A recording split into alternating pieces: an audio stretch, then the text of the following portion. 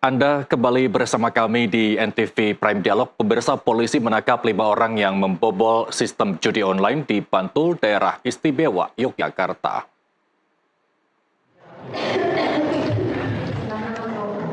Berdasarkan laporan masyarakat, 5 pembobol sistem judi online ini bermarkas di sebuah rumah kontrakan di kawasan Banguntapan. Mereka ditangkap dan mengungkap modus membobol bandar judi online dengan membuat puluhan akun baru demi mengambil keuntungan dari promosi situs judi. Dalam sebulan, komplotan ini memperoleh uang 50 juta rupiah.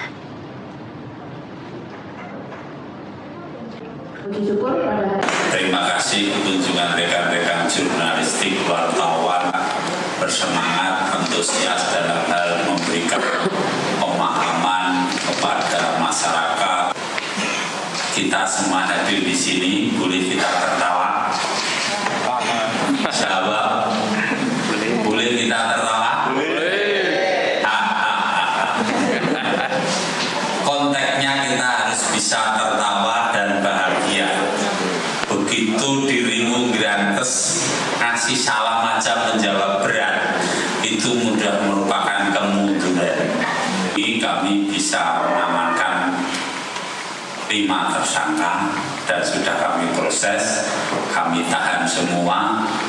Mungkin yang bersangkutan di belakang dengan prolog saya, semoga mereka pun tetap semangat, bisa tertawa ke depan bagaimana menyikapi apa yang terjadi dalam sel negara saat ini. Setuju? Ojo dinglo wae. Pertanyaan yang banyak muncul di media sosial adalah kenapa hanya pelaku yang ditangkap? Bagaimana dengan bandar judulnya? Kita akan bahas bersama para narasumber yang terhubung bersama kami melalui saluran Zoom. Ada Wakil Kepala Polri periode 2013-2014, Komisaris Jenderal Purnawirawan Ugro Seno, dan Pengamat Kepolisian Bambang Rukminto. Pak Ugro dan Pak Bambang, terima kasih telah bergabung bersama kami di NTV Prime Dialog. Saya mau ke Pak Ugro terlebih dahulu. Ini berdasarkan keterangan dari pihak kepolisian, delik aduan masyarakat begitu ya. Ketika polisi mengusut suatu kasus dan menginformasikannya kepada masyarakat, apakah tidak memikirkan dampak dari apa yang dilakukannya terhadap opini masyarakat yang menggiring ke arah negatif begitu, Pak Ugro? Ya, pertama saya belum tahu laporan polisi ini tidak mungkin ya dilaporkan oleh masyarakat secara resmi perorangan. Ya, kemudian kalau menangani judi biasanya laporan polisinya adalah laporan polisi model A yang dibuat oleh polisi karena berkaitan dengan cyber, ya mungkin dari cyber patrolnya polisi lah, seperti itu. Baik, tapi sayangnya Pak Ugro, polisi tidak menyebutkan siapa masyarakat tersebut, terus kemudian apa kerugian yang dihasilkan dari aktivitas membobol situs judi online ini. Tidak ada warga yang dirugikan, tidak ada aktivitas yang mengganggu dan lain sebagainya. Apakah itu bisa diproses? Ya, sekarang kita lihat pasalnya dulu. Kalau perjudian dikaitkan dengan Undang-Undang ITE adalah pasal 27 ayat 2. Itu yang disebutkan adalah penyelenggaranya. Ya kan, penyelenggara judi. Nah, kalau pasal 03, ya selain penyelenggara juga ada yang peserta di situ bermain juga terkena.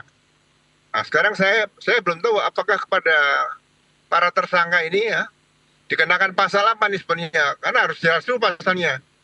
Ya kan, apakah pencurian uang melalui elektronik atau perjudian. Kalau perjudian kan berarti harus lengkap. Ada penyelenggara, ada pemain, ya kan, ada barang bukti di situ.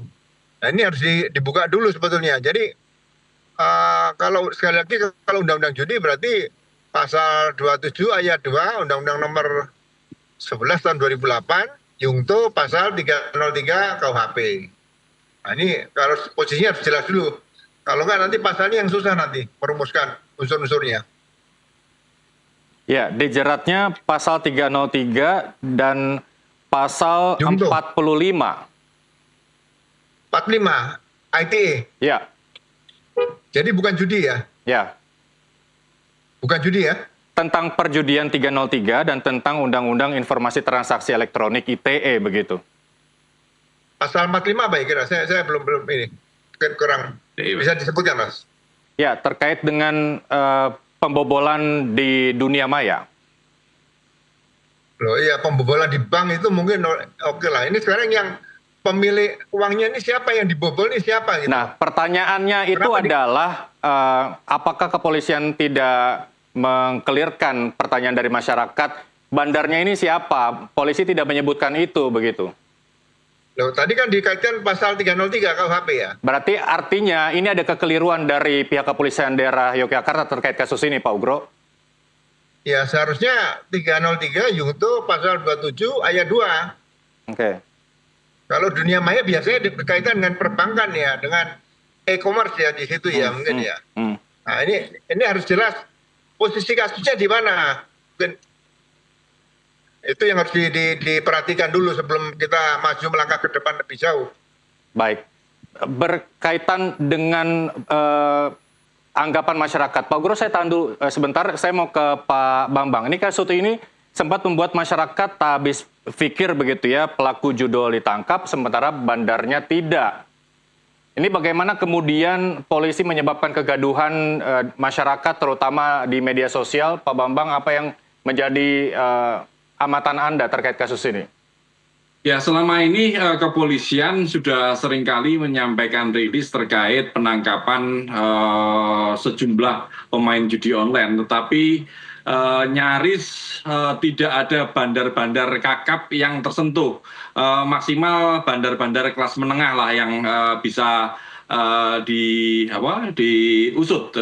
Tetapi bandar-bandar kelas atas yang sampai sekarang beroperasi nyaris tidak tersentuh sama sekali. Makanya di masyarakat apa yang terjadi di Jogja kali ini mengkonfirmasi asumsi-asumsi yang selama ini muncul bahwa kepolisian ini terlibat menjadi backing bandar-bandar judi online karena 5 pemain ini kan meretas akun judi online. Jadi yang dirugikan itu adalah bandar judi online. Gitu loh. Makanya ketika kemudian bandar judi online meskipun tidak ada kepolisian tidak menjelaskan siapa yang laporan masyarakat itu dari siapa, tentu masyarakat berasumsi bahwa yang dirugikan itu adalah bandar judi online. Jadi mereka lah yang melaporkan. Makanya kalau kemudian masyarakat berpersepsi bahwa selama ini kepolisian terlibat menjadi backing bandar judi online, ya ini terkonfirmasi dengan penangkapan 5 orang pemain ini seperti karena yang dirugikan oleh 5 pemain ini adalah bandar judi online seperti itu. Baik, kalau kita lihat dari beberapa rilis oleh pihak kepolisian, sebut saja beberapa waktu lalu rilis soal kematian seorang pegawai dari Kemlu begitu ya, bukan dapat meredakan asumsi masyarakat terkait kasus ini, malah justru menambah bola liar di dunia maya begitu. Apakah menurut amatan Anda setiap konvers dari pihak kepolisian terhadap satu kasus ini ada perlu perbaikan karena tidak semua pertanyaan publik dapat terjawab dari konvers tersebut, Pak Bambang? Benar, apalagi kalau yang menyampaikan tadi Kasubdit Cyber Polda DIY ya, yang dengan cara yang lebih tidak formal, ya, dengan tertawa-tawa seperti itu, tentu ini menyakitkan masyarakat gitu loh. Kerja kepolisian sampai sekarang belum beres gitu. Apakah menangkap beberapa pemain ini adalah prestasi? Tentu kan bukan gitu loh. Kalau prestasi itu harusnya penangkapan bandar judi online gitu loh. Itu yang bisa dikatakan prestasi. Kalau menangkap para pemain itu sudah ribuan mereka menyampaikan rilis gitu loh. Makanya saya menyampaikan selama ini komunikasi yang disampaikan oleh kepolisian relatif cenderung cacat logika gitu loh. Tidak sesuai dengan nalar masyarakat gitu loh. Seringkali juga menyampaikan secara prosedural, legal, formal, tapi secara public reasoning, nalar masyarakat itu tidak nyambung. Makanya akhirnya muncul asumsi-asumsi kemana-mana ketika apa yang disampaikan oleh kepolisian ini tidak masuk di logika masyarakat seperti itu. Baik, Pak Ugro, saya mau ke Pak Ugro. Jika menurut Pak Bambang seperti itu, kemudian bagaimana Pak Ugro memberikan arahan terkait dengan cara memberikan informasi dari kepolisian kepada masyarakat yang dinilai masih tidak memenuhi rasa penasaran, terus kemudian tidak menjawab rasa keingintahuan masyarakat begitu. Apa yang kemudian Pak Ugro ingin sampaikan kepada pihak kepolisian terkait hal itu? Ya, dikembangkan saja pelapor dari masyarakat tadi, laporan tadi dikembangkan, berarti kan yang lapor ini pemilik uang, ya kan, bukan bank, bukan lembaga keuangan ya. Nah, jadi diperiksa, didalami, ini uang ini dalam rangka apa? Apakah arisan atau rekening bank pribadi di situ, atau misalnya kaitan judi online? Karena melaporkan judi online kan pasalnya udah jelas 303 Yungto, kalau saya lihat di Undang-Undang ITE harusnya ke pasal 27 tadi ayat 2. Oke. Sehingga langsung dikembangkan saja, berarti pelapor tadi adalah yang pemilik uang tadi. Kalau pemilik terus pelaku dikenakan 303, berarti dia penyelenggara 303 di situ. Ya. Saya rasa tidak terlalu sulit di situ, dikembangkan saja langsung dilengkapi. Pihak pelapor juga akan menjadi tersangka di sini, gitu aja udah. Baik. Ada berapa cara polisi bergerak dalam kasus judi online ini, Pak Ugro? Ya, seharusnya yang bisa mendapatkan judi online kan pengalaman yang menangkap di Kementerian Komdigi waktu itu ya, kan bisa. Makanya seharusnya untuk laporan polisi untuk menangkap judi online ini adalah cyber polisi yang bergerak di bidang cyber untuk membuat laporan polisi model A, seperti itu. Jadi dalam judi online yang ditangkap penyelenggara, pemain di situ, dan barang buktinya juga ada. Bukan hanya pembobol, makanya seharusnya dari awal yang ditangkap sekarang di proses ini pembobol uang kaitan perbankan atau pembobol pemilik uang yang diduga juga penyelenggara judi sesuai dengan unsur-unsur yang harus dipenuhi dalam pasal 27 ayat 2 Undang-Undang ITE tadi. Baik, sayangnya memang jawaban pertanyaan yang dilontarkan oleh masyarakat tidak terjawab secara penuh yang kita kritisi oleh Pak Bambang tadi. Kemudian juga apa salahnya jika aplikasi menyediakan promo menang di awal untuk akun baru, kemudian pelaku ini membuat beberapa akun untuk memanfaatkan promo itu sendiri. Tidak ada yang salah kalau dilihat dari hal tersebut begitu ya, karena ada supply dan demand begitu, tidak ada sesuatu aktivitas yang ilegal di dalam hal tersebut, membuat akun baru, terus kemudian memanfaatkan promo yang diberikan oleh penyedia aplikasi begitu, Pak Ugro. Ya makanya ini kan harusnya dimonitor cukup lama, ya kan? Siapa penyelenggara judi online. Kemudian kalau memang akan membobol, kan pasalnya dikaitkan 303 nih, membobol. Nah, siapa yang membobol? Apakah mereka pemain nih? Jadi dikenakan dari pemain dulu sama penyelenggara. Nah, kemudian kalau mau dikembangkan dia membobol, ya nanti pasalnya ditambah pencurian biasa, pencurian uang tadi. Karena ini bukan membobol lembaga perbankan atau kaitan dengan e-commerce seperti itu ya, yang merugikan mungkin keuangan negara atau perekonomian negara seperti itu. Jadi ini yang harus diberantas adalah kalau kaitan judi online ya satu paket di situ harus tuntas semuanya, sehingga masyarakat merasa puas bahwa judi online ini ya memang harus diberantas, mulai dari penyelenggara, memberikan fasilitas, sama termasuk ikut serta main di situ. Baik, Pak Ugro, sejak Anda menjabat Wakapolri pada saat itu, apakah memang di institusi Polri sendiri ada semacam reward begitu bagi anggota dalam membongkar suatu kasus atau tindak pidana kriminal, sehingga cenderung tidak memikirkan dampak dari pengungkapan kasus itu yang bisa ditimbulkan masyarakat? Terlebih sekarang masyarakat Indonesia lebih kritis, apalagi netizen, pengguna media sosial, Pak Ugro. Ya, kalau reward bagi saya tidak perlu setiap berhasil di reward. Saya juga beberapa kali dengan anggota bisa mengungkap kasus perampokan, ada pembunuhan, penculikan ya. Ya mungkin dengan fasilitas bisa mengikuti pendidikan, tidak mulai seleksi, ditunjuk gitu, itu udah cukup lah. Tapi kalau setiap prestasi misalnya di bidang reserse bisa mengungkap kasus kemudian diberikan fasilitas naik pangkat, lah yang di bidang sabara, di bidang bimas nanti naik pangkatnya pakai apa dia, prestasinya kan susah. Jadi bagi saya prestasi itu ya seperti ketentuan pemberian penghargaan bintang jasa dan satya lencana, fasilitas pendidikan ya. Kalau naik pangkat luar biasa itu biasanya dulu dengan ABRI kita seumur hidup banyak sekali naik pangkat luar biasa. Tidak bisa berulang-ulang naik pangkat. Baik.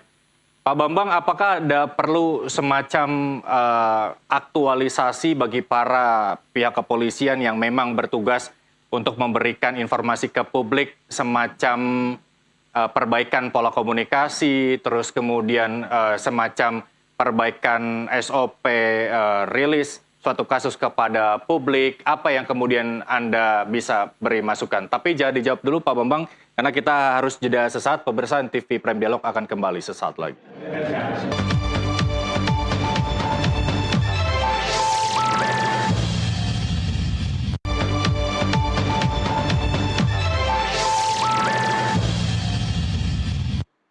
Anda kembali bersama kami di NTV Prime Dialog, masih bersama Pak Bambang dan juga Pak Ugro. Pak Bambang, bagaimana pembentukan atau peningkatan pola komunikasi polisi kepada masyarakat untuk kebutuhan rilis kah, kebutuhan lainnya kah, begitu, sehingga keterangan apa yang disampaikan oleh polisi tidak membuat masyarakat semakin tanda tanya, terus kemudian mampu menjawab keraguan dari masyarakat itu sendiri, Pak Bambang?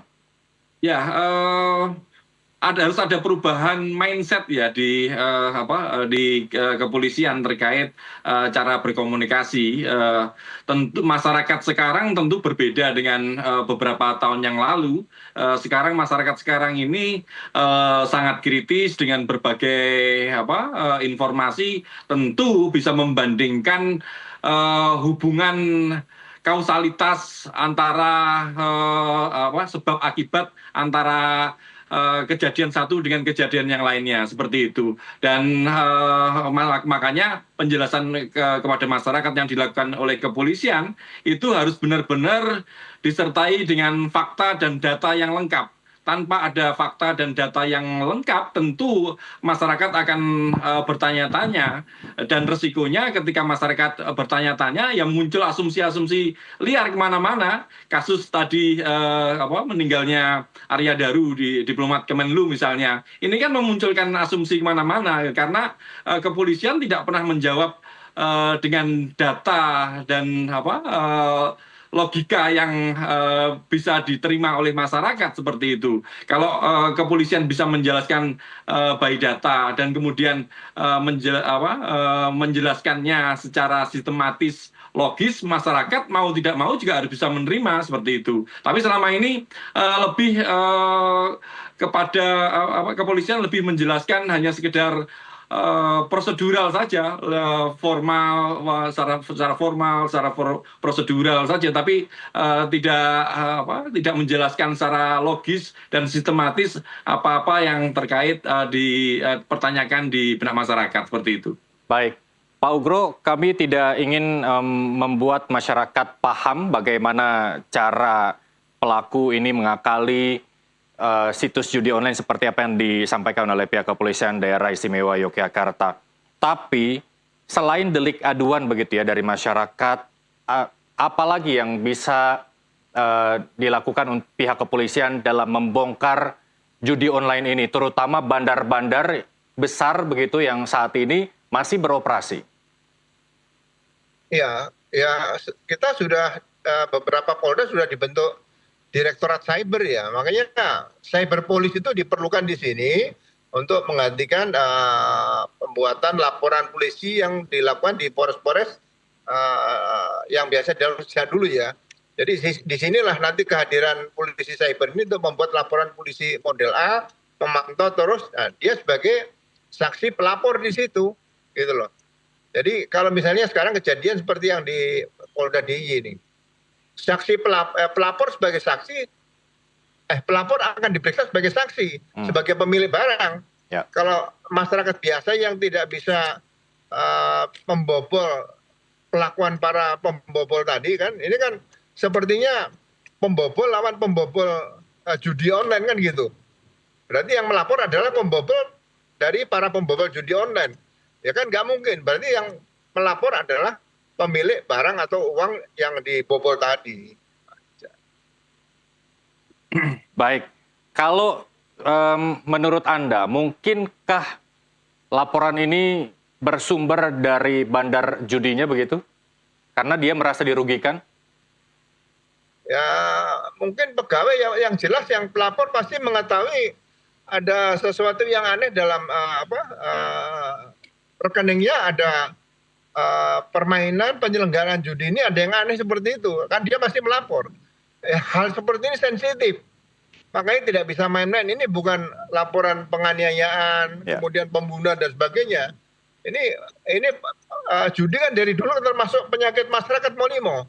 Ya kan? Jadi memang harus diberantas, di penyakit masyarakat harus diberantas, bukan dilindungi. Bagi saya seperti itu. Baik, Pak Ugro, tadi Anda menyebutkan bahwa pelaku kejahatan, kemudian korban juga korban kejahatan, kalau suatu kejahatan berada di kejahatan lain, mana yang kemudian menjadi prioritas kepolisian dalam kasus ini untuk dimulai penyelidikan atau penyidikannya, begitu?